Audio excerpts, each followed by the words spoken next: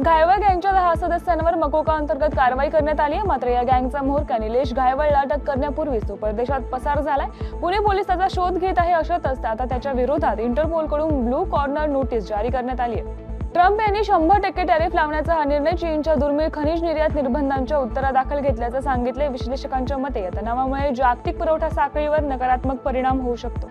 मध्य प्रदेशातल्या छिंदवाडा बैतूल आणि पांढुर्णा येथील विषारी कफ सिरप प्रकरणात 22 चिमुकल्यांचा मृत्यू झाल्यानंतर सरकार ऍक्शन मोडवर आले। मध्य प्रदेशचे ड्रग कंट्रोलर दिनेश श्रीवास्तव यांनी बॅन कफ सिरप स्टॉकची सीज करण्याची कारवाई सुरू केली।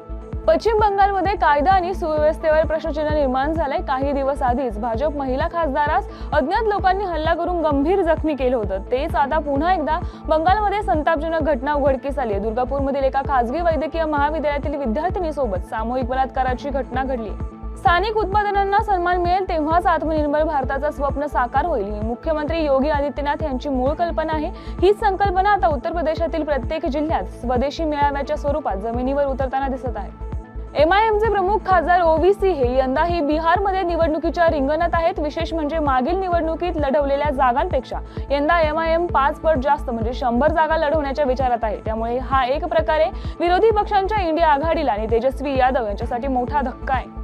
उद्योजक अनिल अंबानी यांच्या रिलायन्स पॉवर कंपनीचे मुख्य वित्तीय अधिकारी अशोक पाल यांना अंमलबजावणी संचालनालयानं मनी लॉन्ड्रिंग प्रकरणात अटक केली आहे। सुमारे 68.2 कोटी रुपयांची बनावट बँक गॅरंटी जारी केल्याच्या आरोपावरून ही कारवाई करण्यात आली आहे। गायक कुमार सानू यांनी व्यक्तिमत्व आणि नावाचा गैरवापर रोखण्यासाठी दिल्ली उच्च न्यायालयात याचिका दाखल केली। न्यायाधीश मनीत प्रीतम सिंग अरोरा यांच्या न्यायालयात 13 ऑक्टोबर रोजी सुनावणी होण्याची शक्यता आहे।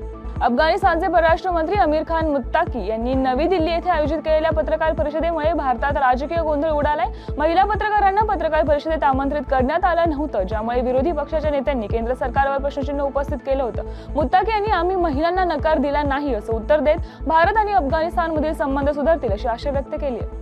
व्हेनेझुएलाच्या मारिया कोरिना मचाडो यांना यंदाचा नोबेल शांतता पुरस्कार जाहीर झालाय। त्यानंतर काँग्रेस नेते सुरेंद्र राजपूत यांनी त्यांची तुलना थेट राहुल गांधी यांच्याशी केली।